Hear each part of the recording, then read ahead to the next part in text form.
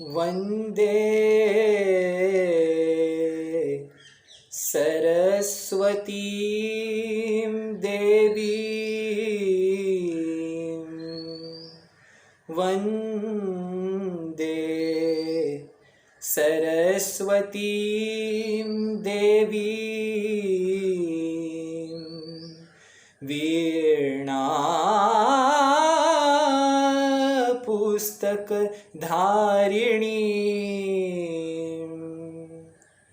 पद्मासनां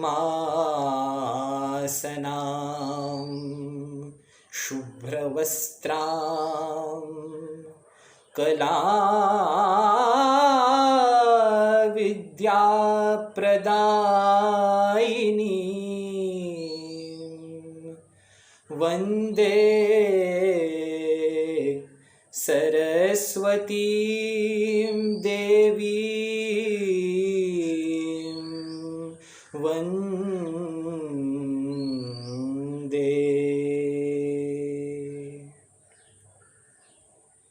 नमो नमः।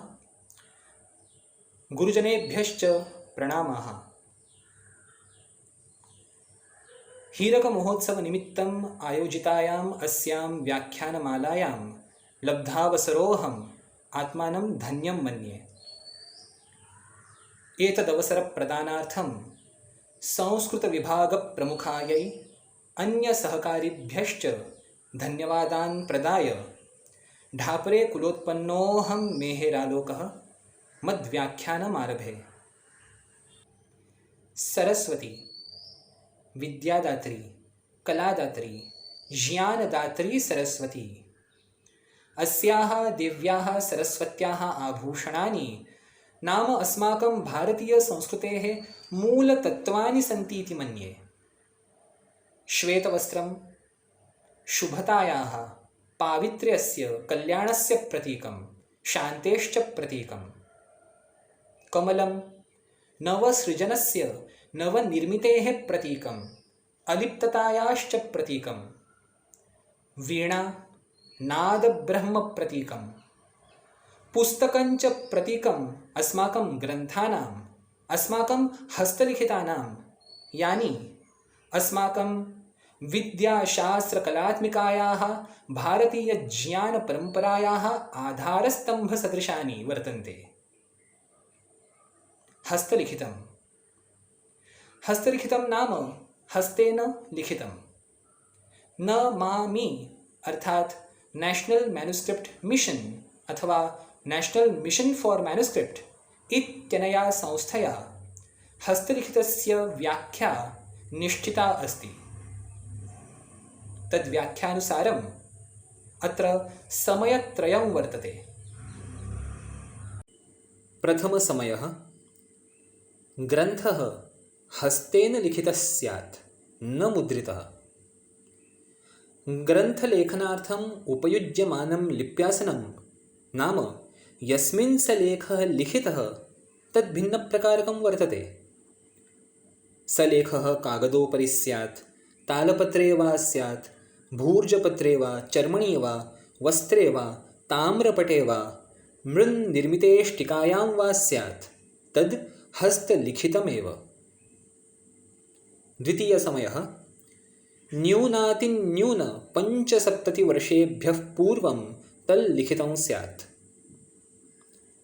तृतीयसमयः एष लेखः मूल्यात्मकः स्यात्, नाम साहित्यदृष्ट्या, ऐतिहासिकदृष्ट्या, शास्त्रदृष्ट्या, वैज्ञानिकदृष्ट्या वा तन्महत्त्वपूर्णं स्यात्। एतत् समयत्रयं परिपूर्यते चेत् स लेखः हस्तलिखितम् इति संज्ञां लभते। एतानि हस्तलिखितानि अस्मभ्यं नैकविधज्ञानं ददति। तज्ज्ञानं विषयसम्बन्धितो वर्तते एव। तथा च लेखनकालः, तत्कालीना समाजरचना, लेखनस्थलं, तथा च लिपेः विकासः, एतादृशां नैकेषां विषयाणां ज्ञानमपि तत्र लभ्यते। सद्योऽहं राजस्थानराज्ये उदयपुरे सूचीकाररूपेण नाम संस्कृतपाण्डुलिपिसूचीकाररूपेण कार्यरतोऽस्मि। कार्यं कुर्वता मया नैकेषु हस्तलिखितेषु नूतनैका कूटाङ्कनपद्धतिः प्राप्ता। तद्विषये एव अत्र किमपि वक्तुम् इच्छामि। ततः पूर्वं कूटाङ्कनं नाम किं, तस्याः के विख्याताः प्रकाराः, एतत् सोदाहरणं पश्यामः। भारतस्य ज्ञानपरम्परा अतीव विशाला, समृद्धा, गभीरा च वर्तते, एतज्जानीमहे वयं। ज्ञानं तु शक्तिसममेव अस्ति। यथा शक्तियुक्तमनुष्यः स्वेप्सितं कार्यं कर्तुं शक्नोति, तथैव ज्ञानवान् अपि।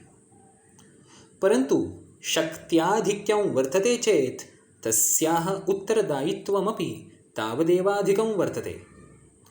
अतोऽस्माकं प्राचीनाः सूक्ष्मविद्याः नाम योगशास्त्रं भवतु, अस्त्रशास्त्रं, मन्त्रशास्त्रं वा भवतु, एताः गूढविद्याः कोऽपि अनर्हः अर्थात् अयोग्यपुरुषः न प्राप्नुयात्। एतदर्थमस्माकम् आचार्यैः शास्त्रवेतृभिश्च विविधाः पूर्वप्रतिषेधोपायाः कृताः इति दृश्यते। महाभारतानुसारं द्रोणाचार्यैः ब्रह्मास्त्रविद्या अर्जुनं विहाय नान्यस्मै कस्मापि दत्ता। योगशास्त्रे अपि सूक्ष्मप्राणायामादिक्रियाः यस्मै कस्मै अपि न शिक्ष्यन्ते। मन्त्रशास्त्रानुसारञ्च केषाञ्चन मन्त्राणां जपात् पूर्वं ताडनोत्कीलनादिक्रियाः क्रियन्ते। एवमेव विद्यारक्षणार्थं शास्त्रग्रन्थेषु केषाञ्चन सङ्केतपदानाम् उपयोगः कृतः इति दृश्यते। एतैः सङ्केतैः शास्त्रस्य गूढत्वरक्षणं तु भवत्येव, तथा च तस्य सौन्दर्यमपि वर्धते। सङ्केतैः संक्षेपतः तत्त्वं कथ्यते, तदा छात्रैश्च तस्य स्मरणं सरलतया सहजतया च कर्तुं शक्यते। सौकर्यार्थं यथा वयं नाम्नः स्थाने सर्वनाम्नः उपयोगं कुर्मः, तथैव शास्त्रग्रन्थेषु अपि स्पष्टशब्दानां स्थाने गूढशब्दानाम् उपयोगः अर्थात् सङ्केतपदानाम् उपयोगः भवति। एते सङ्केताः द्विप्रकारकाः सन्ति। पूर्वसन्दर्भः। केषाञ्चन शब्दानां प्रयोगः पूर्वसन्दर्भाधारितः वर्तते। यथा यदा वयं वदामः तस्य गृहे महाभारतम् अभवत् इत्युक्ते सति सत्यमेव तत्र कौरवपाण्डवानां युद्धं जातं वा? न, परं तादृग्भीषणं युद्धम् अथवा कलह जातः इत्यर्थे महाभारतम् इति शब्दः अत्र प्रयुक्तः आसीत्। अर्थात् अत्र महाभारतम् इत्यस्मिन् शब्दे पूर्वसन्दर्भो वर्तते। अर्थारोपणम्। हस्तलिखितेषु बहुधा कूटलेखनं प्राप्यते, यत्र विशिष्टाक्षराय विशिष्टार्थो वा विशिष्टाङ्कनं वा दीयते। अर्थात् तत्र अर्थस्य आरोपणं भवति। यथा अ नाम ब्रह्मा, क नाम एकम् इति। कूटाङ्कनपद्धतयः। कूटाङ्कनपद्धतिः इत्यस्मिन् शब्दे कूट, अङ्कन तथा पद्धति इति पदत्रयं वर्तते। पद्धतिर्नाम विशिष्टा कार्यप्रणालिः, अङ्कनं नाम आलेखनं, तथा कूटः अर्थात् सम्भ्रामकः। पर्वतशृङ्गमपि कूटमित्युच्यते, यतः तदपि अस्मान् सम्भ्रामयति। यावत् समीपं तद्दृश्यते तावत् तन्नास्ति, अतः तत्कूटम्। कूट इत्यस्य धातोः एकोऽर्थः वञ्चनावाचकोऽप्यस्ति। तर्हि हस्तलिखितेषु कानिचनाक्षराणि, केचन शब्दाः कूटार्थत्वेनोपयोजिताः सन्ति। ये शब्दाः सामान्यवदेव दृश्यन्ते, क्वचिच्च अर्थरहिता अपि भान्ति, परं तेषां गूढार्थः तत्र अपेक्षितो अस्ति। तत्प्रकारान् पश्यामः। प्रथमः प्रकारः अस्ति कूटवर्णः। अस्मिन् प्रकारे प्रत्येकं व्यञ्जनस्य निश्चितं मूल्यं वर्तते। यथा क 1, ख 2, ग 3, ञ 10, ट 11, त 16, प 21, म 25। एवं कतः म पर्यन्तं व्यञ्जनानि क्रमशः 1तः 25 पर्यन्तं संख्याः दर्शयितुम् उपयुज्यन्ते। अधुना 8 अवर्गीयव्यञ्जनानि अवशिष्टानि। तानि यतः ह पर्यन्तं व्यञ्जनानि 63तः 100 पर्यन्तं दशकसंख्याः दर्शयितुम् उपयुज्यन्ते। यथा य 30, र 40, ल 50, एवं च स 90, ह 100। अधुना स्वराः।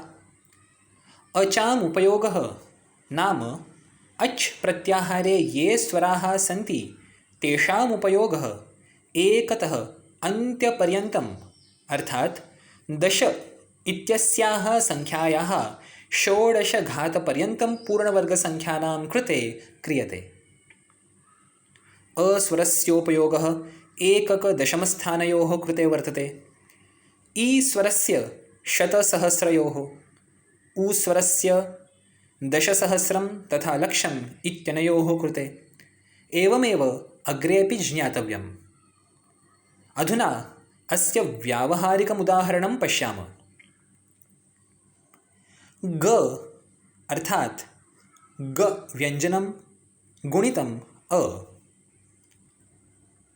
ग अर्थात् 3, अ नाम सकृत् अर्थात् एकवारं, तर्हि सम्मिल्य ग अर्थात् 3। गि ग गुणितम् इ। ग नाम 3, इ नाम 100 अर्थात् 300। य अर्थात् य व्यञ्जनं गुणितम् अ। य नाम 30, अ नाम सकृत् अर्थात् एकवारं 30 अर्थात् 30 य। एवमेव इ य गुणितम् इ। य नाम 30, इ नाम 100 अर्थात् 300। 35। 35 नाम 5 अधिकं 30। 5 इत्यस्याः संख्यायाः कृते ङ इति अक्षरं वर्तते। 30 इत्यस्य कृते य अस्ति। अ इति स्वरः एकस्य कृते वर्तते। तर्हि सकृत् 35 इत्यर्थे ञ इति अक्षरं भवेत्। ङि नाम 100 35। ङ अर्थात् 35 गुणितम् इ नाम 100। तर्हि 100 35 अर्थात् 350। एवमेव ञो नाम 10,000 35 अर्थात् 3,50,000। तथा च 300,50। एषा संख्या कथं भवेत्? ग नाम 3, इ नाम 100 गुणनं, तर्हि गि नाम 300। ल नाम सकृत् 50, तर्हि गि ल अर्थात् 300,50। एवमेव 35,000 इत्यर्थे भवेत् गुली। ग अर्थात् 3, उ नाम अयुतम् अर्थात् 10,000, तर्हि गु अर्थात् 30,000। ल अर्थात् 50, इ नाम 100 अर्थात् 5,000 सम्मिल्य गुली नाम 35,000। एवमेव कानिचन अन्यान्यपि उदाहरणानि अत्र दीयन्ते। 50 इत्यर्थे च्ल, 738 इत्यर्थे ज्यछि, 4,092 इत्यर्थे स्खरि इत्यादयः संख्याः भवेयुः। तस्मात् अस्यां पद्धतौ एकस्मिन् अक्षरे यानि व्यञ्जनानि सन्ति तेषां मूल्यानां सङ्कलनं कृत्वा स्वरस्य मूल्येन गुणनं कार्यम्। एषा पद्धतिः आर्यभटैः उपयोजिता। आर्यभटीयम् इत्यस्मिन् स्वग्रन्थे दशगीतिकाप्रकरणे अस्य नैकानि उदाहरणानि सन्ति। तेषु एकं पश्यामः। एकस्मिन् महायुगे सूर्यस्य सर्वेषु नक्षत्रेषु कतिवारं भ्रमणं भवति तदार्यभटैः कथितं। तद्भ्रमणं भवति ख्युघ्रुवारम्। तस्या आर्यायाः प्रथमपादः वर्तते युगरविभगणाः ख्युघ्रु इति। ख्युघ्रु अस्मिन् पदे ख्यु तथा घृ इति अक्षरद्वयमस्ति। आदौ ख्यु इत्यस्य वर्णविभाजनं कुर्मः। ख अधिकं य अधिकं उ। ख नाम 2, य नाम 30 सम्मिल्य 32। उ एषः स्वरः अयुतम् इत्यर्थे उपयुज्यते। अयुतं नाम 10,000। तर्हि अयुतवारं 32 नाम 3,20,000। ततश्च घृ अस्मिन् अक्षरे घ नाम 4, ऋ नाम प्रयुतम् अर्थात् 10,00,000। प्रयुतवारं 4 नाम 40,00,000। अधुना आहत्य भवन्ति 3,40,00,000+20,000। एतावन्ति वर्षाणि एकस्मिन् युगे, एकस्मिन् महायुगे सूर्यस्य भगणे, भगण नाम सर्वेषु नक्षत्रेषु सूर्यस्य एतावन्ति भ्रमणानि भवन्ति, नाम एतावन्ति वर्षाणि भवन्ति। एतस्य प्रकारस्य एव अन्य उपप्रकारः वर्तते, नाम अक्षरपल्ली।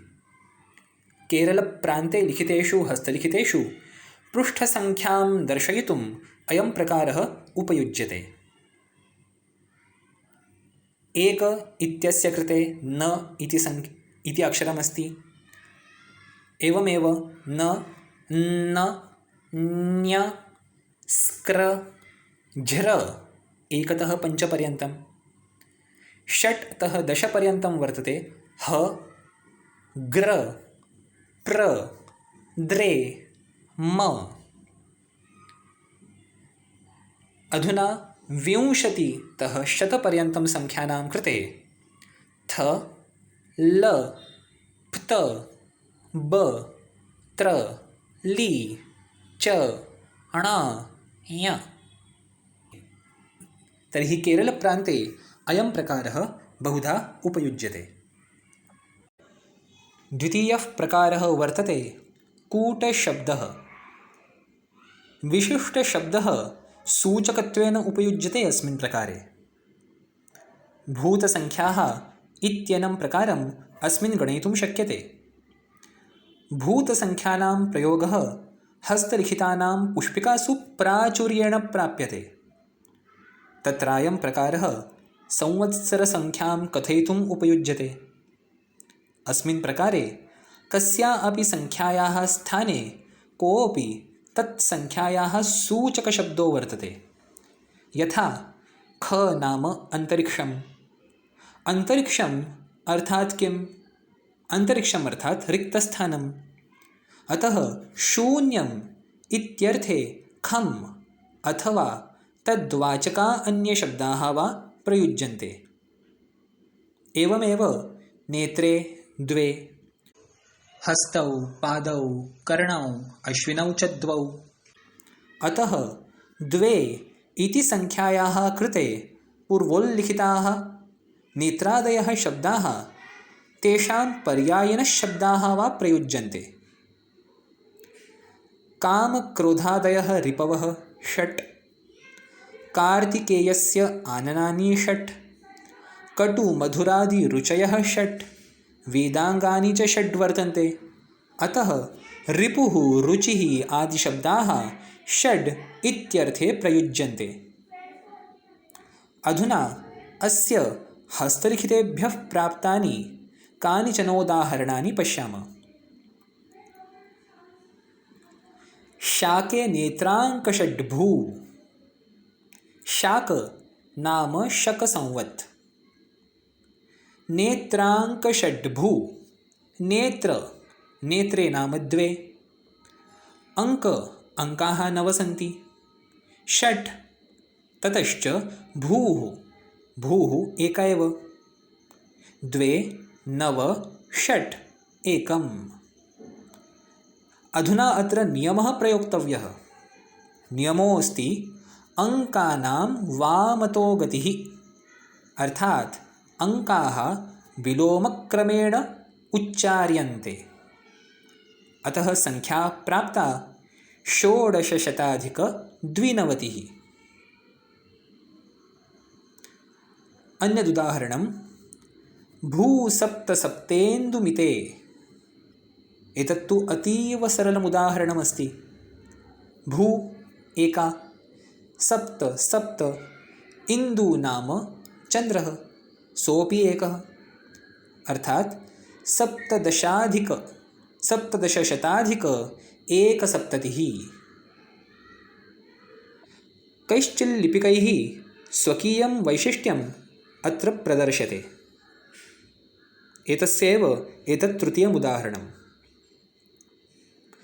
खसिन्धुगुणिताग्निसिन्धुमितके शके। अत्र गुणनं कार्यम् इति सूच्यते। खसिन्धु गुणित अग्निसिन्धुमितके शके। अधुना खसिन्धु इति एकसंख्या वर्तते, अग्निसिन्धु इति अन्यसंख्या वर्तते। ख नाम 0, सिन्धु नाम 4, अर्थात् 40। ततश्च अग्निसिन्धु, अस्मिन् शब्दे अग्नि नाम 3 तथा सिन्धु नाम 4, अर्थात् 43। 40 तथा च 43 इत्यनयोः गुणनं क्रियते चेत् 17,020 इति शकः प्राप्यते। व्याकरणशास्त्रकारेण पाणिनिमुनिना योजिताः प्रत्याहारा अपि कूटशब्दसदृशा एव सन्ति। सामान्यदृष्ट्या तु एते प्रत्याहारा अर्थहीनाः, परं व्याकरणशास्त्रे ते विशेषार्थबोधकाः भवन्ति। यथा अ, इ, उ, ऋ, ऋ एतेषां पञ्चमूलस्वराणां कृते अक् इति प्रत्याहारो अस्ति। सर्वेषां स्वराणां कृते अच्। वर्गीयव्यञ्जनेषु प्रतिवर्गं तृतीयव्यञ्जनानां कृते जश्। सर्वेषां व्यञ्जनानां कृते च हल् इत्यादयः नैके प्रकाराः सन्ति, नैके प्रत्याहाराः सन्ति। अधुना तृतीयप्रकारः वर्तते कूटव्यञ्जनम्। अस्मिन्नेव उपप्रकारद्वयविषये कथयामि। प्रथम उपप्रकारः अस्ति कटपयादिः। एष प्रकारः अङ्कानां स्थाने प्रयुज्यते। सर्वाणि व्यञ्जनानि नाम क तः ह पर्यन्तं व्यञ्जनानि एकतः 0 पर्यन्तम् अङ्कानां कृते क्रमशः प्रयुज्यन्ते। यथा कु नाम क वर्गः 1 तः 5 पर्यन्तं, चु नाम च वर्गः 6 तः 0 पर्यन्तम्, अग्रे च टु तु नाम ट त वर्गौ एकतः शून्यपर्यन्तं क्रमशः, पवर्गश्च एकतः 5 पर्यन्तम् एवं जातं। ततश्च अवर्गीयव्यञ्जनानि नाम यतः ह पर्यन्तं क्रमशः एकतः 8 पर्यन्तम् अङ्कानां कृते उपयुज्यन्ते। केचित् जनाः मन्यन्ते यत् ळ इति व्यञ्जनं 9 इत्यस्य कृते उपयुज्यते। तथा च सर्वे स्वराः 0 इत्यस्य कृते उपयुज्यन्ते। अधुना एकम् इत्यस्य कृते क, ट, प तथा च य एतानि 4 व्यञ्जनानि सन्ति। अतः एषा पद्धतिः कटपयादिः इति नाम्ना ख्याता। अस्य सुप्रसिद्धोदाहरणं नाम महाभारतस्य। महाभारतसंहिता मूलतः केवलम् आसन्न 9,000 श्लोकानामेव आसीत्। तत्संहितायाः नाम जय इति आसीत्। पश्चात् श्लोकसङ्ख्या 24,000 पर्यन्तं वृद्धिं गता। संहितायाश्च नाम आसीत् भारतम्। ततश्च 1,00,000 श्लोकात्मिका जाता एषा संहिता महाभारतं नाम्ना विख्याता। जय इत्येतन्नाम विजयस्य बोधकस्तु अस्त्येव, परं तत्र कटपयादीनाम् उपयोगः कृत इत्यपि दृश्यते। ज तथा च य एतयोः कटपयादिना अङ्करूपान्तरणं कुर्मः। ज 8, य 1। अधुना सूत्रमस्ति अङ्कानां वामतो गतिः इति कथनानुसारं 8 एककस्थाने स्यात्, 1 च दशमस्थाने स्यात्। अधुना पूर्णसङ्ख्या जाता 18 इत्यस्याः सङ्ख्यायाः महाभारतयुद्धसमये पुनः पुनः दर्शनं भवति। 18 सेना 18 दिनानि यावत् प्रचलत् युद्धं, गीतायाः 18 अध्यायाश्च। अतः जय एतन्नाम उभयार्थकम् इति दृश्यते।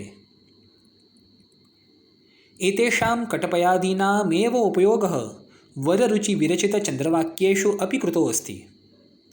केचन जना अपि स्वस्यापत्यस्य नामाभिधानं जन्मतिथ्यनुसारं कटपयादीना कुर्वन्ति।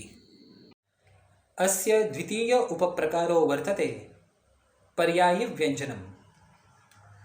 कूटव्यञ्जनस्य अस्मिन् प्रकारे एकस्य व्यञ्जनस्य स्थाने कस्यचिदन्यस्य व्यञ्जनस्य प्रयोगः क्रियते। एतस्याः कूटलेखनपद्धतेर्विषये एव अहं वक्तुमिच्छम्। सूचीकारत्वेन कार्यं कुर्वता कानिचन हस्तलिखितानि मया दृष्टानि, येषामन्ते केचन शब्दाः, कानिचन वाक्यानि वा आसन् यानि निरर्थकानि भान्ति स्म। ईदृशानि 2-3 वाक्यानि मया पुनः पुनः परीक्षितानि। तदा तत्साम्यं, तेषां रचनाबन्धः, तद्रहस्यं मया अवगतम्। तन्नियमम् अहमन्यत्रापि उपायोजितवान्। तदा अन्यत्रापि अनेनैव नियमानुसारेण कूटलेखनं कृतमासीत् इति मया दृष्टम्। अस्य उदाहरणं पश्यामः। ग्रन्थस्यान्ते शकवर्षादिकं दत्त्वा अन्ते यदि प्राप्यते रघुनाथेन सिगिपम्, तदा तर्केण अस्माभिरनुमीयते यदेतत् रघुनाथेन सीगीपम् अर्थात् रघुनाथेन लिखितम् इत्येव स्यात्। परमत्र वर्णानां रचना केन क्रमेण कृता तन्नावगम्यते। अन्यच्च माटे उपनमक, उपनमक अर्थात् उपनामक, परं हस्तलिखितमध्ये एवमेव कुत्रचित् लिखितमासीत्। तर्हि उपनमक, माटे उपनमक नावाबेहेम सिगिपम् अर्थात् माटे उपनमक महादेवेन लिखितम्। अधुना एतत् कथं लिख्यते तत् पश्यामः। अस्मिन् कोष्टके द्विमुखीशरस्य उपयोगः परस्परं इत्यर्थे कृतः। यथा ख तथा ग इत्यनयोः मध्ये द्विमुखीशरः वर्तते, अर्थात् खकारस्य स्थाने गकारः, गकारस्य च स्थाने खकारः प्रयुज्यते इत्यर्थः। एवञ्च स्वरमात्रानुस्वारविसर्गादयः यथावत् प्रयुज्यन्ते, अर्थात् स्वरमात्राः, अनुस्वारः, विसर्गश्च यथा वर्तते तथैव दीयते। केवलं व्यञ्जनस्थानानि परिवर्त्यन्ते अत्र। एतदनुगुणं सिगीपं नाम लिखितं स इति ऊष्मव्यञ्जनेषु तृतीयं व्यञ्जनं। श ष स तस्य स्थाने अन्तस्थतृतीयव्यञ्जनम्, अर्थात् य र ल एतत् प्रयोक्तव्यं। पश्चात् ग वर्णस्य स्थाने ख, तर्हि सिगीपम् अर्थात् लिखि, सिगी लिखि। प वर्गस्य स्थाने त वर्गस्य प्रयोगः करणीयः, तर्हि सिगीपम् अर्थात् लिखितम्।